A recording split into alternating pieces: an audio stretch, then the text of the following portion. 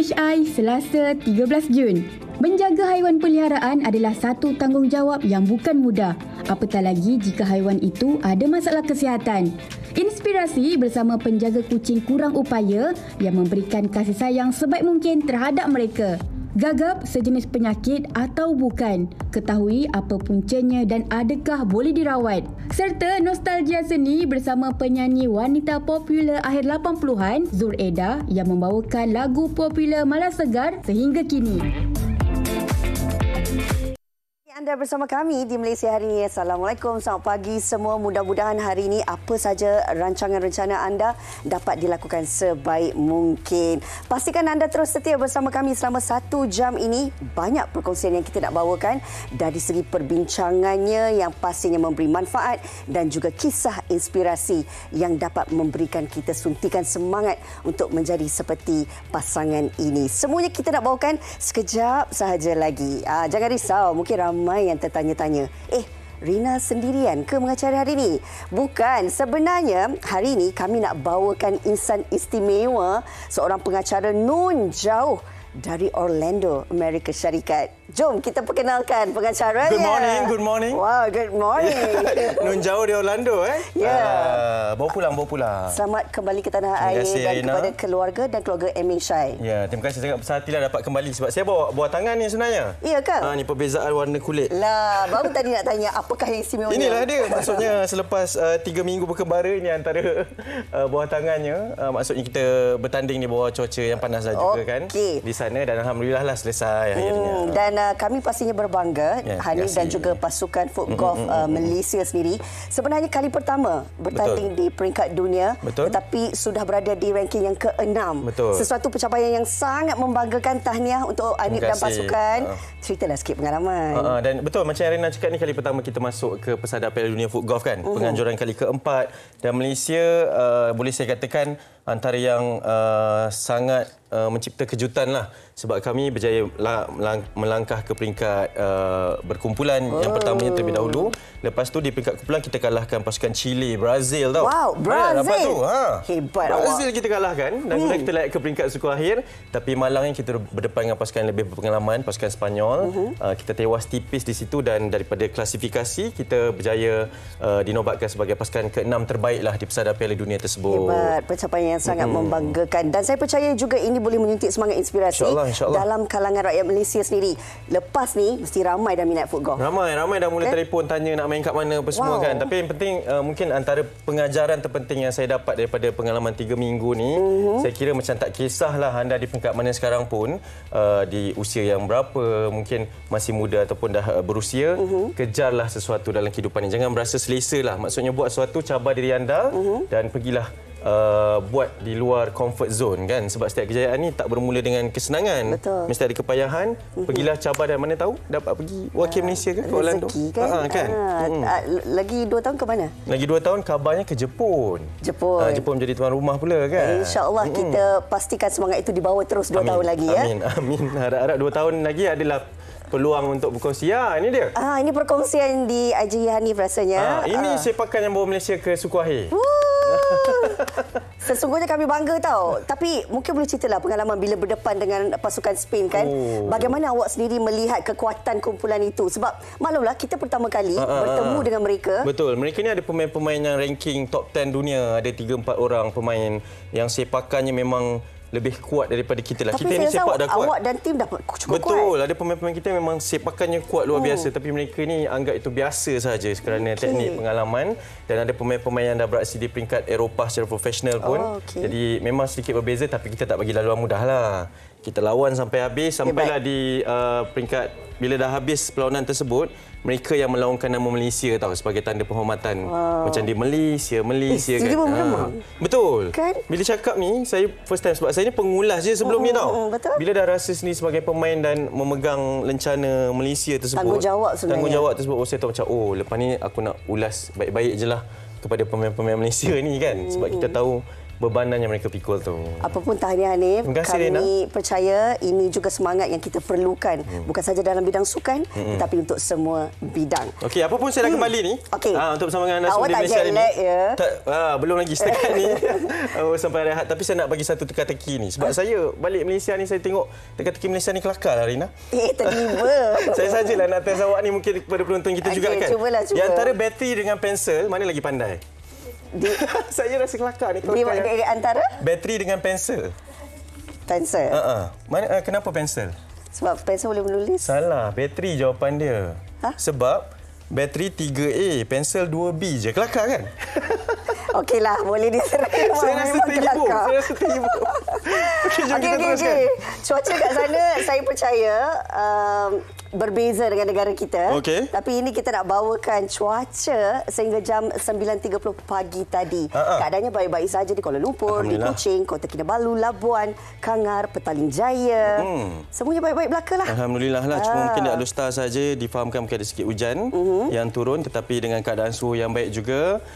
Ini mungkin sesuatu yang boleh kita rancang lah dengan keadaan cuaca pada ketika ini. Dan ada satu perkembangan yang kami nak kongsikan.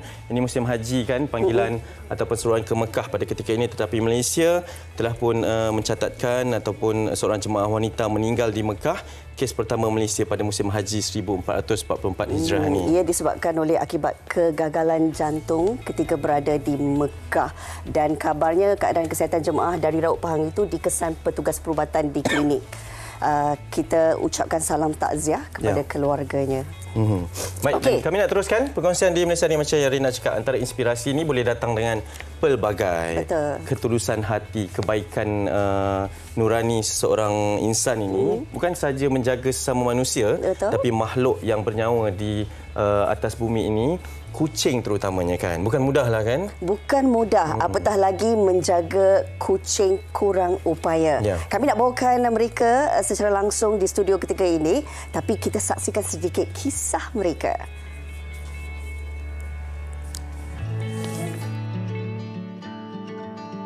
Memelihara haiwan adalah satu tanggungjawab yang bukannya mudah. Apatah lagi jika haiwan itu mempunyai masalah kesihatan dan dikategorikan kurang upaya.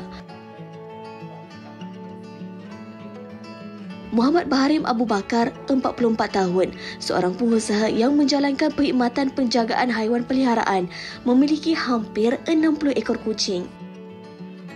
Paling istimewa, Baharim bukan hanya menjaga kucing normal, tetapi turut memelihara kucing buta serta lumpuh yang diselamatkan dari jalanan. Demi cinta pada kucing, bapa kepada 3 anak yang sebelum ini bekerja di sebuah syarikat swasta memilih untuk berhenti kerja 7 tahun lalu. Semuanya kerana ingin mendedikasikan diri terhadap setiap kucing ini.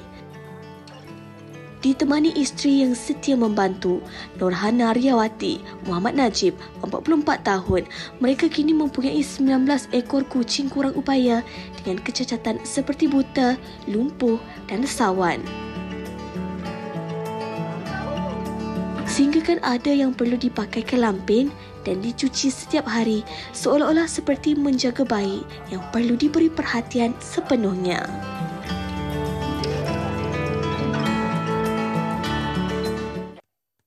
Itu dia tadi sedikit kisah pengenalan pasangan suami isteri ini yang hati nuraninya memang cukup mulia. Allahu Akbar kan. Kemuliaan ini yang kami nak bawakan kepada anda. Jadi kita bawakan terus ke studio. Kami nak perkenalkan kedua-duanya. Encik Baharim Abu Bakar bersama dengan isterinya Nurhana Riyawati, Muhammad Najib. Assalamualaikum. Waalaikumsalam. Ya, keduanya adalah penjaga kucing kurang upaya lah. Kita perkenalkan profesionnya. Hari ini kita bawa 3 ekor saja di Wakil wakil kepada adik-beradik yang lain. Juru cakap. Tapi kita nak tahu juga bagaimana permulaan, sebab kita tahu bukan mudah untuk kita pelihara haiwan peliharaan kan. Apatah lagi yang kurang upaya ni, bagaimana boleh timbulnya perasaan nak jaga kucing kurang upaya? Dia sebab kita dah bermula dengan jaga kucing yang buta. So lama-lama kita fikir macam mungkin kita boleh meluaskan lagi cara jagaan kita lah. Lepas tu lepas PKP banyak orang buang kucing kan. Daripada situ tengok ada orang iklankan siapa boleh jaga kucing-kucing macam ni. Kalau tak mereka ni akan di PTS kan lah. So daripada situ kita ambil kesedaran. Daripada situ kita ambil lah dia lah mula-mulanya kita ambil. Yang ni? Yang ni. Siapa nama? Namanya? Suriram. Suriram. Alah, kena nyanyi pula. Lepas tu dia berterusan lah. Dia sampailah jadi sekarang ni 19 ekor yang berpampers. 19 ekor yang berpampers. Berpampers. Okey. Oh, yang makan lampin ni lah. Yang mempunyai... Kerana kondisinya. Ya, betul. Kondisi dia samalah. Cuma cerita dia berbeza. Maknanya ada yang aksiden, pelanggar kereta. Cakap tentang cerita ni. Cik Baharim, meh jom kita cerita 3 ekor wakil ni. Apa cerita sebenarnya? Yang Suriram ni dulu, macam mana apa cerita dia? Suriram ni rescuer jumpa dia dekat Kelana Jaya. Lepas tu dia duduk lama lah dekat vet. Sampai rescuer iklankan siapa boleh jaga bagi forever home untuk dia. So bila saya tengok tak sampai hati keadaan dia kesian sangat, so saya tawarkan dirilah, so saya ambil. So first saya ambil tu dia kena parvo hari pertama tu. Parvo. Virus kucing yang membunuh lah. Alhamdulillah dia survive. Sampailah ke hari ni dia sihat. Kalau awang pula dia dilanggar masa dia kecil, lepas tu dia dibuang di depan vet. So vet jaga, baru lagi kita ambil ni tak sampai setahun lagi lah. Kalau yang kes itu, rescuer jumpa dia dekat tepi jalan, dia kena gigit dengan anjing. Semasa kami ambil tu memang dia patah 2, dia langsung tak boleh bergerak, belakang dia membungkuk. Setiap malam dia bising. Dia nangis lah, kira dia sakit. Kami cari vet, buat surgery untuk dia. Alhamdulillah, dia bertahan sampai ke hari ni. Tapi dia tak boleh berjalan lah, langsung tak boleh bergerak. Makan kita kena suap, minum pun kita kena suap. So, dia maknanya 100% penjagaan bergantung pada kita lah. Bergantung pada kita lah. So, kalau ikutnya semua sekali ni sama je. Kita kena picit dan picit dia punya najis dan juga kencing dia. Saya buat 4 kali kita sehari. Kena picit. Dia tak akan berak sendiri. Semua kucing yang berpampers ni.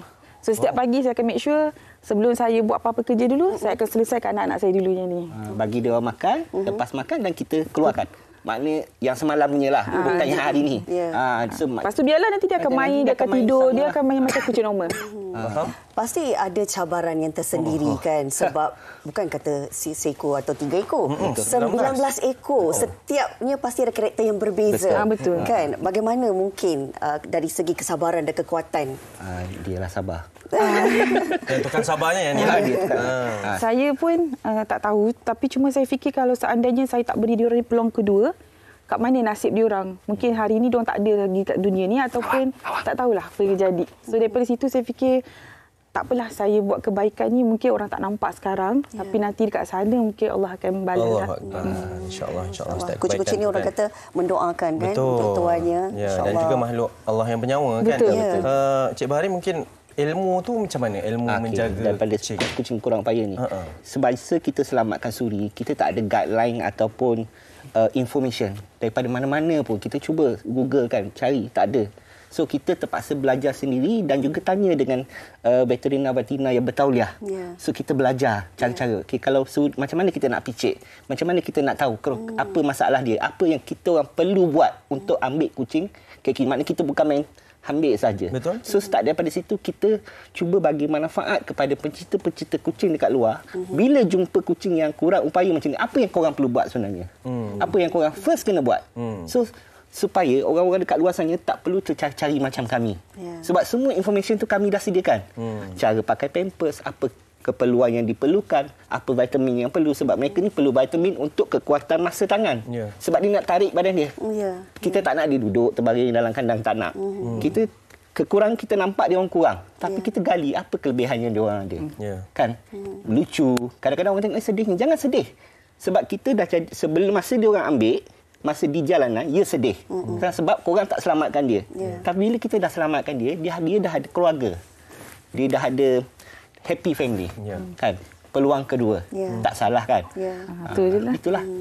Tapi Cik Baharim sendiri memang kerjanya dalam dunia kucing lah. Okey, apa yang sebenarnya Cik Baharim lakukan? Okey, kita orang ada pet service. Pet service ni merangkumi apa yang kita buat ialah kita mandikan kucing, di mobile spa lah. Kita jalankan kerja ni dekat rumah customer. Maknanya saya akan pergi ke rumah-rumah untuk mandikan kucing lah. Kucing garang ke kucing apa semua boleh.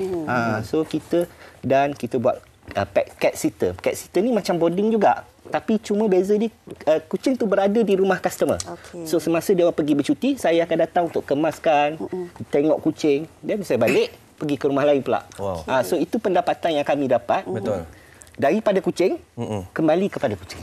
Itu perbelanjaan untuk mereka. Betul. Cakap tentang pendapatan ni mungkin yalah sebab secara teorinya mana datang pendapatan menjaga sama ekor ni kan. Mungkin ada cara lain selain daripada kadang-kadang bila setiap kali dia buat kerja ke apa, kalau saya akan menyimpan setiap satu hari tu saya akan menyimpan. Ada tabung untuk diorang. Lepas tu kadang-kadang kawan-kawan, rakan-rakan followers, bila ada yang masuk vet ke apa ke memerlukan kos yang tinggi, mereka akan sama-sama donate lah. Daripada situlah.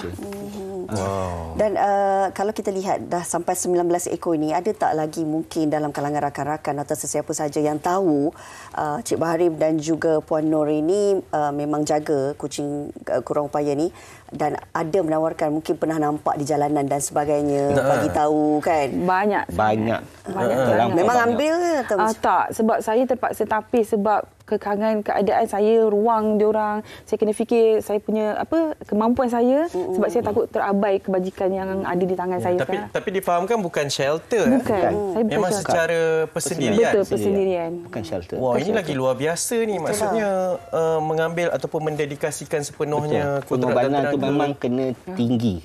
Bukan tahap daripada segi masa, pengorbanan untuk beraya dengan family memang tak ada. Tapi mungkin berjalan travel tak ada. Daripada sudut ialah sebab ini menjaga kucing, sebab biasanya kita melihat kepada yang rumah kebajikan menjaga manusia, insan yang lain kan. Lampin pakai buang ni macam mana sebenarnya? Lampin pakai buang ni saya tak guna yang pet punya sebab nipis, kuantiti dia sikit dan lubang ekor tu luas. So saya adjust sendiri, beli yang baby punya tapi saya pilih yang kotak organik untuk mengelakkan urine burn pada mereka. So saya buat sendiri yang lubang tu. So every time nak buat kucing saya buat untuk masuk ekor dia. Ya Allah, hebatnya. So lepas tu saya akan buat satu tisu tandas tu saya roll, saya buat 4 segi untuk lapik pula dekat bawah lubang ekor ni. So kalau dia orang bermain atau sebagainya takkan ada tertembus, terkeluar dan sebagainya. Semua okeylah. Tapi aktif kucing-kucingnya. Alhamdulillah. Tak sabar ni. Jadi kalau dilepaskan ni sampai sebelah ni. Ini Suriram, yang tu Awang. Ini Casey from America, bukan? Orlando. Okey, baik.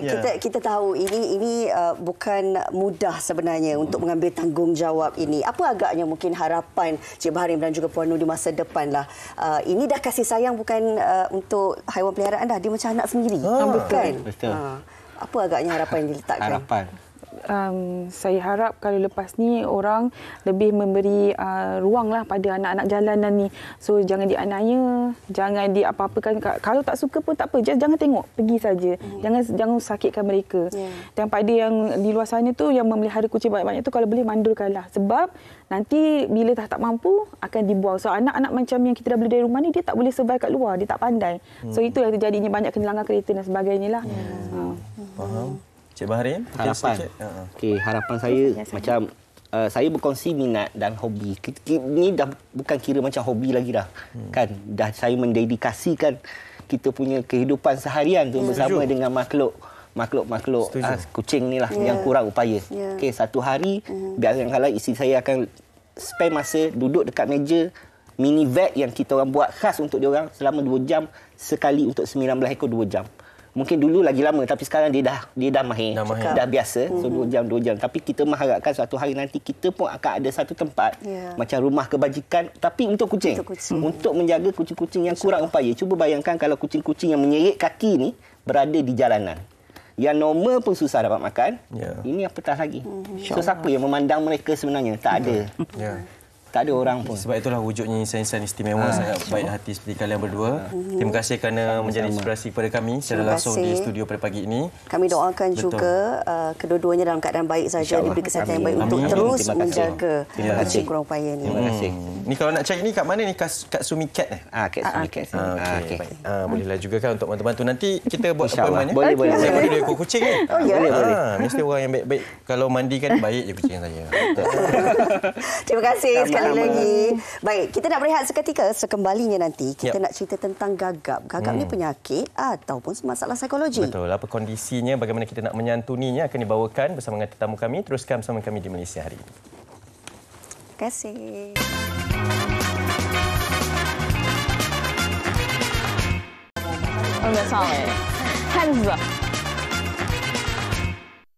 Okey, kembali bersama kami di Malaysia hari ini dan sekarang kita nak bawakan kepada satu perkembangan ataupun perkongsian ya. Ini pastinya akan menarik minat kepada ibu bapa yang mungkin anak-anak punya kondisi ini iaitu gagap, sama ada ianya adalah satu kondisi masalah ataupun daripada sudut psikologinya, bagaimana untuk kita menyantuninya dan sebenarnya ianya boleh dapatkan rawatannya dalam apa-apa kondisi sekalipun. Bukan sahaja dalam kalangan kanak-kanak tetapi golongan dewasa juga tidak lari daripada menghadapi masalah gagap ini di mana pertuturan menjadi tidak lancar dan juga tersekat-sekat. Apa mungkin penyebabnya kepada masalah gagap? Betul. Ini dia kita nak bawakan bersama dengan dua tetamu istimewa kita. Manis-manis orangnya. Betul lah. Macam ni kita seronok ni. Ya, ini dia Puan Nurul Iman Tuan Mustafa, Pegawai Pemulihan Perubatan Pertuturan Hospital Rehabilitasi Ceras KKM. Assalamualaikum, apa khabar? Waalaikumsalam. Terima kasih jemput kami. Terima kasih datang. Ya, dan sebelahnya adalah Puan Nadwah Onwi, Pegawai Pemulihan Perubatan Pertuturan juga daripada pakar bidang khusus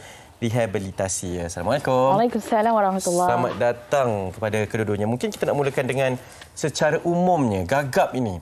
Apa kondisinya sebenarnya kepada mereka yang berhadapan dengan situasi ini? Okey, sebenarnya gagap ini bukan penyakit dan dia sebenarnya kita kategorikan sebagai masalah kecelaruan. Jadi ia adalah masalah komunikasi. Kita kategorikan dalam kecelaruan pertuturan.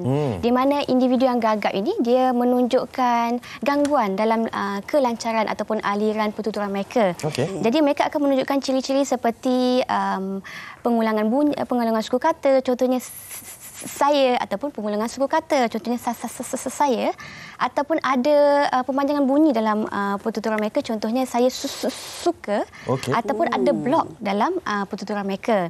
Jadi ketidaklancaran ini kita kenali sebagai kelakuan primer. Dalam kes gagap yang berlanjutan, ia diiringi dengan kelakuan sekunder. Contohnya bila bercakap, mata mereka berkelip-kelip. Ada tidak balas? Dia ada diiringi dengan kelakuan sekunder. Selain daripada pengulangan tadi, dia pun ada juga mata berkelip-kelip ataupun jahang mereka tersetak ataupun ada pergerakan kepala, tangan, kaki yang tidak terkawal. Tapi sebenarnya kan dalam kehidupan seharian kita pun ada melakukan ketidaklancaran. Betul. Kita pun kadang-kadang apa tu kan.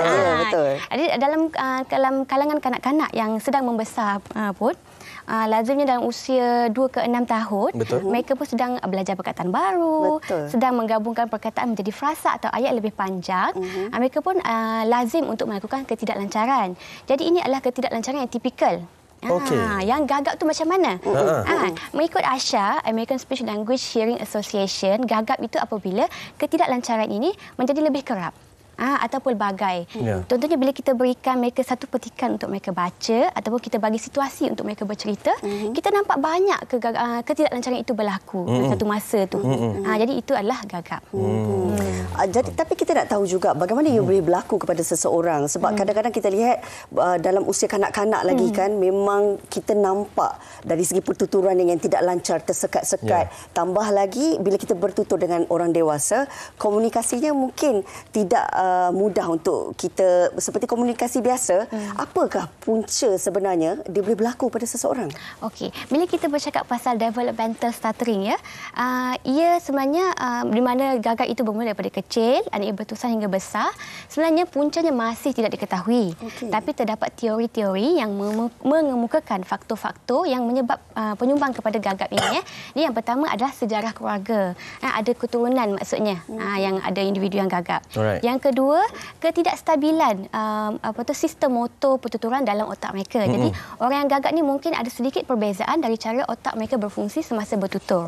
Ada satu kajian brain imaging mereka menunjukkan orang yang gagap ini menggunakan otak sebelah kanan lebih banyak berbanding sebelah kiri. Kenapa signifikan? Sebab sebenarnya kan yang mengawal pertuturan dan bahasa kita adalah otak sebelah kiri kita. Betul.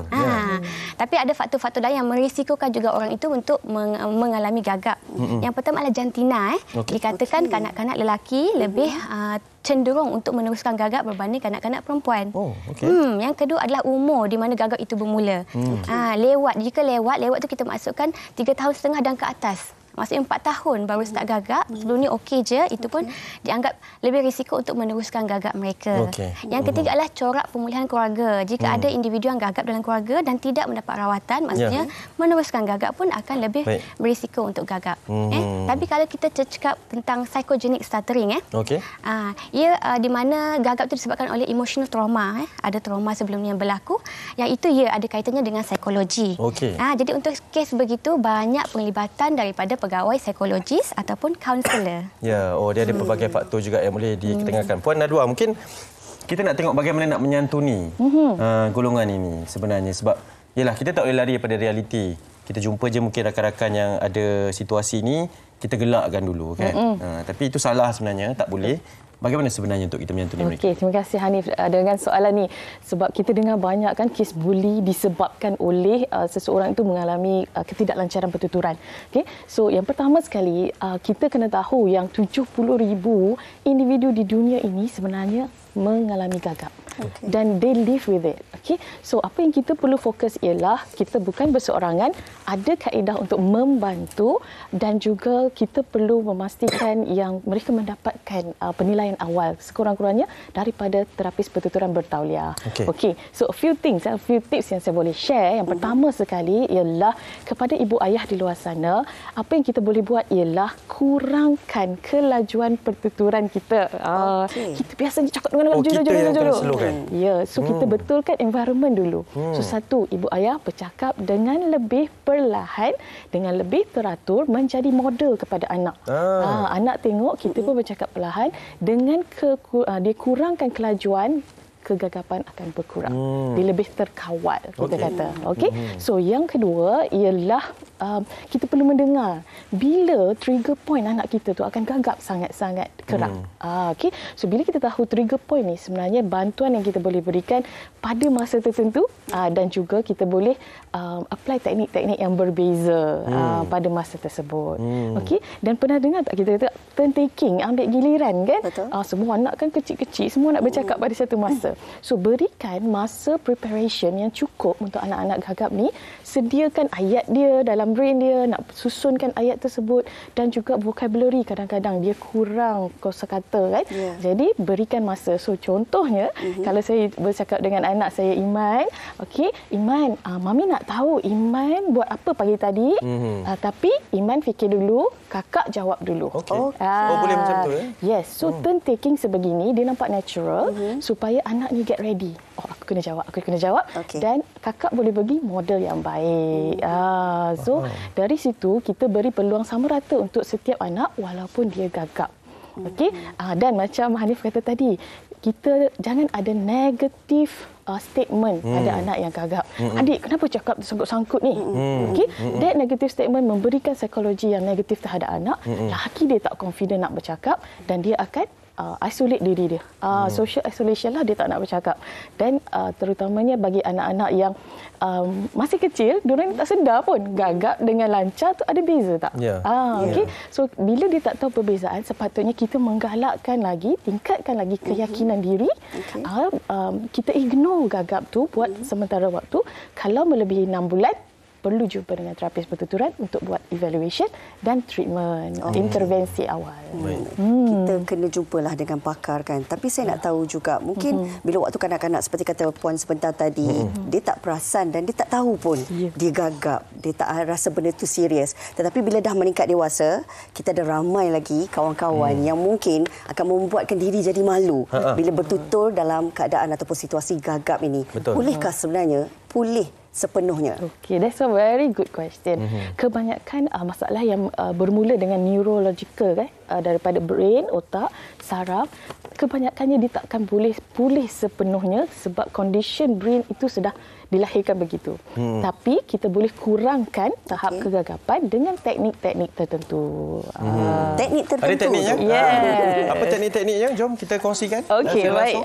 Jadi kiranya Iman ni adalah anak saya yang saya nak train dia, kan, untuk kurangkan kegagapan. Okey. So pertama sekali macam saya kata, tips pertama, kurangkan kelajuan pertuturan. Okey. Jadi untuk kurangkan kelajuan pertuturan, dia ada pacing teknik yang kita guna dengan jari. Contoh, Iman. Okey. So, pacing teknik bila kita bercakap satu suku kata atau perkataan, satu tap. Okey. So, instead saya nak makan nasi lemak, laju. Saya nak makan nasi lemak. Lama-lama kita ajar dia sembunyilah. Itu kita yang bercakap atau anak yang gagap tu. Yeah. So, saya nak makan nasi lemak. Lama-lama sembunyilah, tak payah tunjuk. More natural. Okey. Sebab bila dia rushing, dia akan lagi gagap. So dalam keadaan tergesa-gesa ni memang tidak menggalakkan langsung anak-anak gagap ni untuk meneruskan pertuturan mereka. Okey, so pacing teknik, ingat pacing teknik. Kita yang adopt ni pun nak buat pembentangan macam ni pun boleh gunakan. Kita lagi gemuruh, kita lagi lagi laju. Bila lagi laju terbelit perkataan kan, jadi gunakan perkataan. Betul. We mumble the words kan. Okey, yang seterusnya ialah pernafasan. Semua orang pun tahu kan diaphragmatic breathing sebenarnya dia memberikan ketenangan kepada sistem saraf. Okey, taklah semua kita kata okey bernafas tak. Okey, kita buat sama-sama. Macam tu. Okey, tarik nafas, make sure perut naik sebesar yang mungkin dan sebut saya nak makan nasi lemak. Saya nak makan nasi lemak. Okey, contoh berbanding dengan clavicular breathing ni, shallow breathing, dia akan saya nak so bila dia gagap dia akan bertambah gagap lagi. Dengan pernafasan yang pendek. Okey. So yang kedua, ni banyak tips Okey, yang ketiga ialah kalau penyebutan bunyi itu start dengan bilabial, bunyi-bunyi yang dekat bibir, phonetics semua kan. So bunyi-bunyi ini kita boleh ajar untuk bagi light contact pada that bunyi. Okey, so contoh hard contact dulu, papa. Ada letupan kan? Mama. Okey, so kita ajar anak untuk lembutkan bunyi itu, light contact sahaja, contoh papa. Mama. So lagi dia stres, lagi dia akan menekan. Jadi dia tersangkut. Time dia mengulang tu kan. Kena light lah. Yeah. So instead of distress tu, kita lightkan. Okey, adik, light touch contohnya. Papa. Okey, so bunyi-bunyi yang bermula dengan P, B, M contohnya.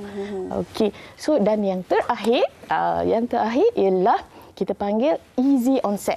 Easy onset ni sebenarnya kita gunakan bunyi-bunyi vokal. A, I, U dalam ayat yang permulaan ayat dan dipanjangkan sikit. Okey, cuba Iman aplikasikan pernafasan, light touch dan juga easy onset. Apple. Kalau dia gagap, dia akan sama ada tersangkut ataupun dia tak bergerak langsung. Okey, so kita nak dia bagi tenang panjangkan, lembutkan. Dalam keadaan lembut. Yes. Pernah dengar tak kalau dia orang cakap menyanyi, dia orang tak gagap? Betul. Pernah. Betul. Okey, disebabkan penyambungan bunyi tersebut membuatkan kelancaran dia lebih baik. Bila dia start bercakap, dia akan mula gagap semula. Jadi dengan menyanyi juga mungkin salah satu terapinya lah. Melodic intonation therapy. Banyak sebenarnya hari ini kita tahu teknik ini dan saya percaya ia juga sangat-sangat bergunalah untuk ibu bapa di luar sana kan. Bagaimana sebenarnya kalau berhadapan dengan anak yang gagap. Itu antara teknik yang boleh dipelajari ataupun diamalkan di rumah. Sedikitlah nasihat kepada mereka di luar sana, terutamanya bagi mereka ibu bapa yang ada anak-anak gagap ini. Ringkas sajalah. Jadi kenal pasti anak yang ada gagap dan bawa mereka ke fasiliti yang mempunyai perkhidmatan pegawai pemulihan pertuturan untuk dapatkan penilaian. Jadi jika anak mendapat intervensi yang lebih awal, lagi tinggi potensi untuk kita kurangkan gagap tersebut. InsyaAllah. Yang penting kenal pasti yang lebih awal lah ya. Terima kasih banyak-banyak kita ucapkan sekali lagi kepada kedua-duanya. Banyak yang kita nak kongsikan, tapi saya percaya apa yang dikongsikan pada pagi ini memberi manfaat kepada semualah kan, sekurang-kurangnya kepada yang menonton. Sekarang kita nak kongsikan lagi satu ni, Lena. Ini kisah seorang pelawak, Syashik namanya. Walaupun gagap, ia bukan penghalang untuk dia berjaya dalam dunia seni ini. Bersama wartawan Asri yang mewawancara Syashik. Silakan. Gagap merupakan sebahagian daripada masalah pertuturan. Walaupun ini bukan masalah kesihatan, tapi keadaan ini boleh menyebabkan proses komunikasi itu terganggu. Jadi oleh itu, saya nak bersama dengan seorang pendatang baharu dalam dunia komedi tanah air, iaitu Syashik yang memanfaatkan kekurangannya untuk dijadikan sebagai satu kelebihan. Hai Syashik. Lagi dalam usaha negara COVID-19 justru kepada lelaki-lelaki dekat luar sana kalau nak buat kerja tu clean sikitlah. Ini tak kantoi. Lepas tu menyusahkan lelaki lain. Kawan aku dekat 3 orang hari ni minta tumpang rumah. Baik Syashik, kita nak terus kepada soalan yang pertama. Adakah masalah pertuturan ini dialami sejak kecil atau bagaimana? Ya betul, saya dari kecil sebab saya ada keturunan gagap, abang saudara saya, adik-adik saya dan pakcik saya. Memang agak tertekan lah sebab Syashik nak boleh dikatakan dulu cuba kawal gagap, cuba orang senang cerita cuba tipu diri sendiri lah, cuba tak terima diri sendiri yang kita ni ada kekurangan. Yang dari kat situ lah yang Syashik training untuk cakap lancar, belajar menyanyi untuk kurangkan gagap. Jadi memang struggle dekat situ yang buatkan Syashik. Orang lain mungkin 2 kerja, Syashik 3 kerja untuk melawak. Syashik, semasa dalam fasa baru nak mencipta nama, mungkin ada kata-kata daripada orang yang dikenali yang Syashik ingat sampai sekarang yang menjadi turning point untuk Syashik? Okay, Abang Aflin dia cakap, tahu tak kenapa kau tak boleh naik dan kau tak boleh pergi jauh? Sebab kau tak pernah jadi diri sendiri, sebab kau tak pernah tunjuk true colour kau dekat orang. Kau malang kau cuba cari cuba jadi orang lain. Itu yang buatkan kau stuck dekat situ je. Okay, kenapa cakap macam ni? Ini kelemahan aku, buku kan? Aku malu dengan kelemahan aku. Rupanya bila dia cakap macam tu, Syashik fikir rupanya sebaliknya. Dia sebenarnya maksud dia cakap kau tak pernah tunjuk kelemahan kau ni, mungkin kelemahan kau ni sebagai kelebihan. Masa itulah Syashik macam okey, cuba buatlah. Wife Syashik pun cakap benda sama. Okey, cuba buat kelemahan ni sebagai kelebihan. Dan alhamdulillah lah, alhamdulillah memang itu ayat yang Syashik pegang sampai sekarang. Be yourself. Baik, selain daripada menerima sokongan dan dorongan daripada keluarga, isteri dan juga orang yang membimbing Syashik, siapa lagi orang yang turut berada di belakang Syashik ataupun komuniti yang turut bersama dalam menyokong kerjaya Syashik? Dekat Syashik memang ada dalam grup, dalam dekat 800 orang yang gagap di Malaysia dan di Indonesia. Dekat dalam tu kita orang sharing apa yang gagap jenis masalah apa, gagap yang jenis macam mana, gagap yang jenis banyak kan. Kat situ macam mana nak dapatkan confident kan. Alhamdulillah diorang tak rasa Syashik buat lawak gagap ni, diorang tak rasa sebagai Syashik mengejek. Malah diorang rasa yang Syashik ni mengangkat orang-orang gagap yang orang kata kita orang ni tak pandai bercakap. Malam kadang pelik juga, orang yang gagap ni okey, dan orang yang tak gagap ni pula yang lebih-lebih. Kesian lah, kau gagap memang kau okey, tapi gagap lain kau rasa padahal yang cakap tu orang yang tak gagap tu. Itu yang apa ni? Bukan senang nak senangkan, tapi mungkin Syashik ada sedikit kata-kata semangat ataupun pesanan buat mereka di luar sana yang senasib dengan Syashik. Jangan cuba jadi orang yang kita tak boleh jadi. Jadi diri sendiri dan kita create supaya orang nak jadi macam kita. Itu yang Syashik sekarang Syashik pegang. Mungkin Syashik idolakan Jeb sepatu kan.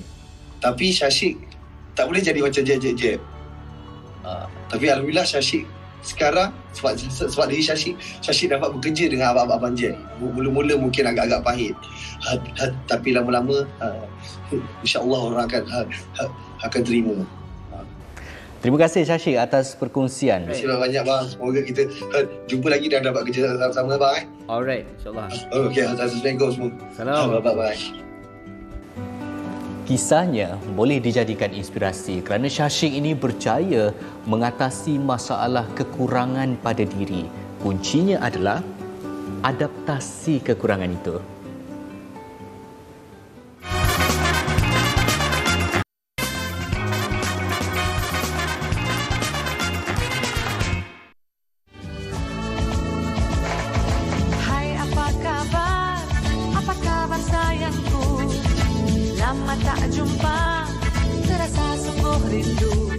Sudah lama rasanya tidak bersua dan mendengar khabar penyanyi versatile ini. Zuraida Mokhtar atau lebih popular dengan panggilan Zur Eda, antara penyanyi yang mula mencipta nama sekitar akhir 80-an. Berusia 58 tahun, wanita ini pernah diberi julukan Shadi Malaysia kerana wajah dan gaya persembahannya yang mirip dengan penyanyi R&B terkenal dari England, Shadi Adu. Rangkaian lagu hit seperti Lama Tak Jumpa, Pelitaku serta Kelmarin masih menjadi siulan peminat muzik. Serahkan piala yang berisikan madu cinta, keringlah sudah segalanya.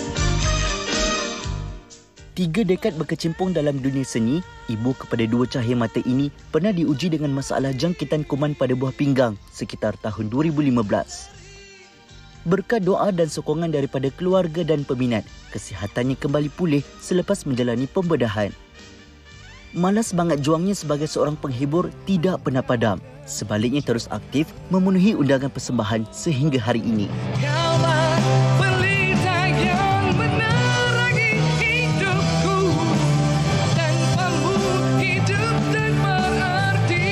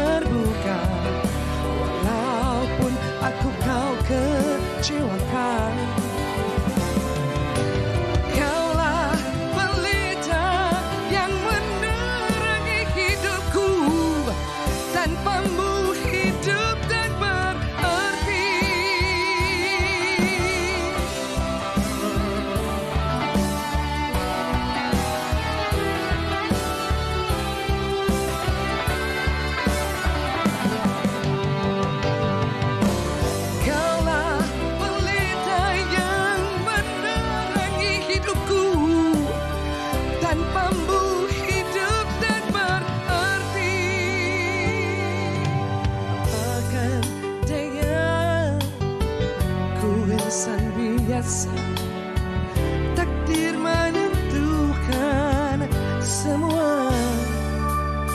Pisahan itu pedih ku rasakan, setelah kehilangan tanpa pegangan. Namun ku menanti dengan hati yang terbuka, walaupun aku kau kecewakan. Oh, kaulah pelita yang menerangi hidupku, tanpamu hidup tak berarti.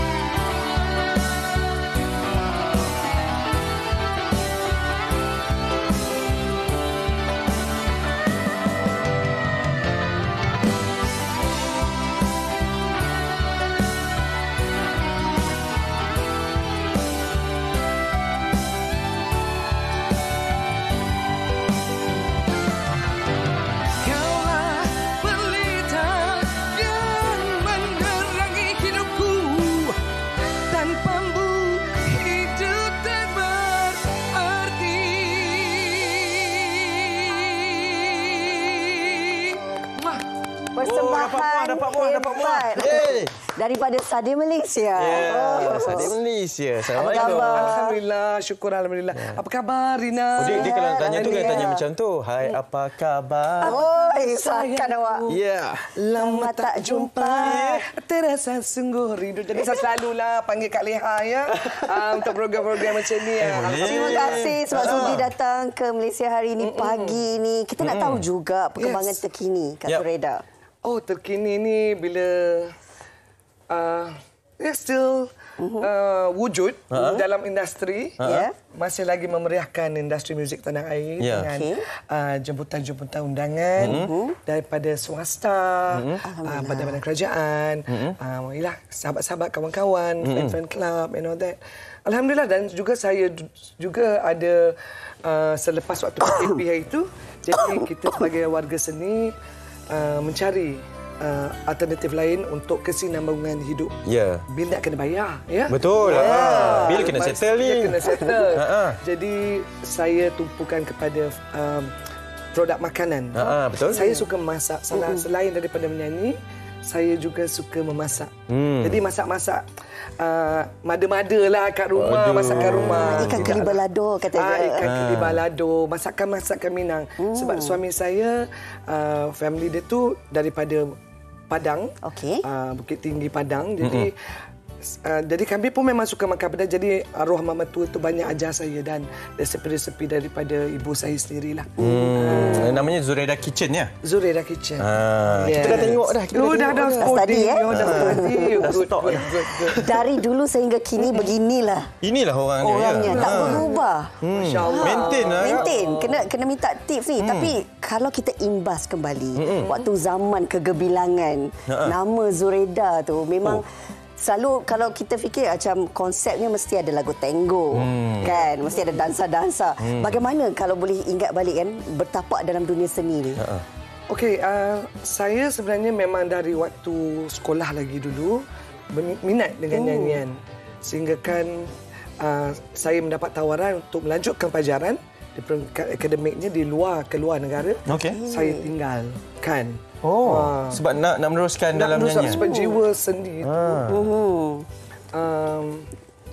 Sebab jiwa seni itu dia memberontak. Jadi saya cuba bekerja di kelab-kelab yang ada di sekitar Kuala Lumpur and all that lah. Dari situ saya berjinak dan kemudian saya ditawarkan untuk mengeluarkan album lah. Album terus? Album terus. Dulu kita tak ada single. No. Album dulu. Yes. Waktu tu memang artis-artis di era saya, maknanya dah ada sampailah ke era 90-an saya rasa ada mungkin juga yang buat the whole album. Ada 10 lagu. Kalau boleh kita nak dalam 10 lagu tu, dalam 10 lagu yang ada dalam satu track tu, semuanya lagu hit. Jadi dari situlah asal sebenarnya. Waktu saya naik itu memang waktu era rock. Itulah terbitnya lagu Pelitaku yang dicipta oleh suami saya sendiri. Pelitaku. Dan kemudian saya suka Latin. Jiwa saya Latin. Saya suka dansa. Jiwa saya memang Mama Sita, Papa Sita macam tu. Mama Mia kan. Jadi because era tu.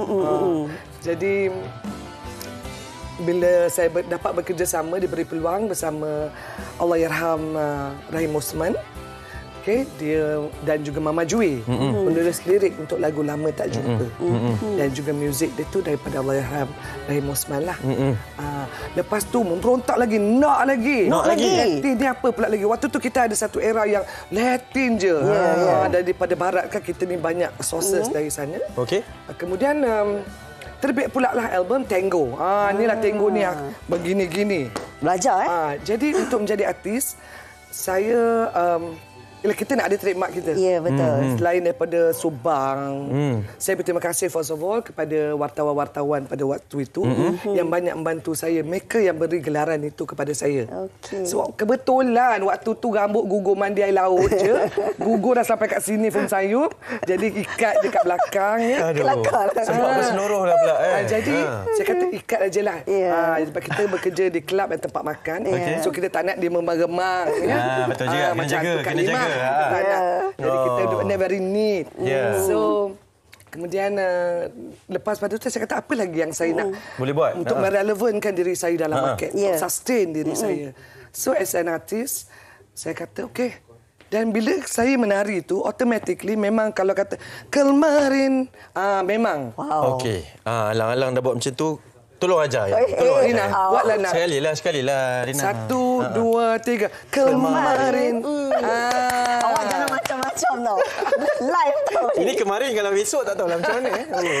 Okey. Itu ada trademarknya. Itu ada trademarknya. Jadi benda itu sebenarnya membantu seseorang artis itu. You kena cari you punya X factor apa yang ataupun sesuatu yang boleh orang ingat. Zuraidah dia orang tahu. Kalau Zuraidah memang tak kaki. Betul. Tapi banyaklah rasanya lepas ni dah boleh buka kilang kasut. Kena tukar dah.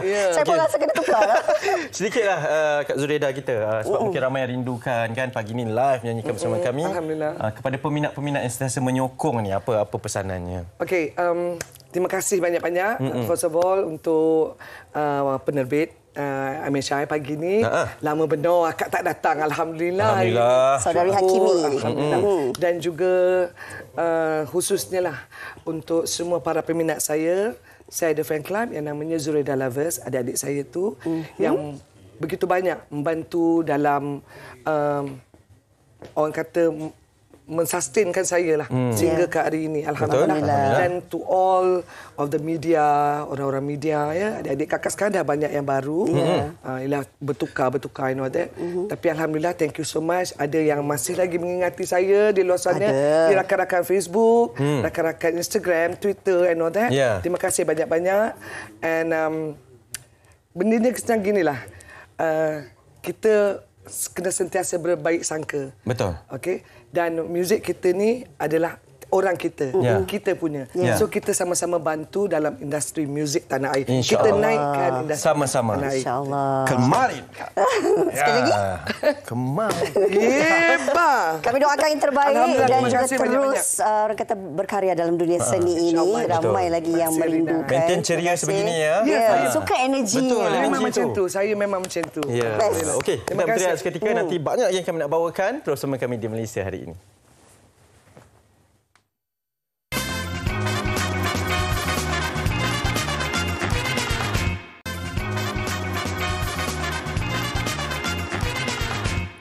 Okey, baik. Sebelum kita berakhir ni nak kongsikan kisah menarik lah. Kita santai-santai sahaja di Harian Metro. Nenek 22 cucu kahwin jejaka 27 tahun.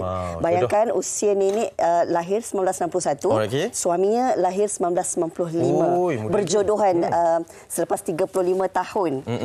Bezanya. Baca sikit. Muka surat 10. Ramai nak tahu ni. Sabar ya. Sebab ni jodoh lah kan, tak kira usia. Jodoh tak kira usia.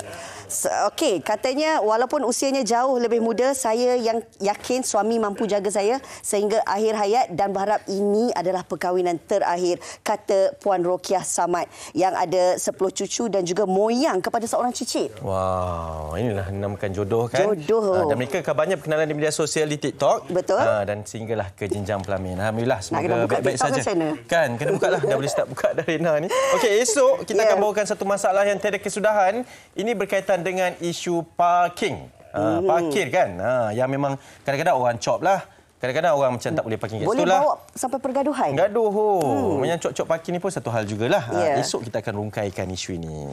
Baik, terima kasih kerana bersama kami selama 1 jam ini. Mudah-mudahan, perlahan-lahan ya. Mudah-mudahan ianya dapat memberi manfaat untuk semua. Saya Hazrina Kasim. Saya Hanif Miswan. Senyum selalu. Jumpa lagi. Assalamualaikum. Bye.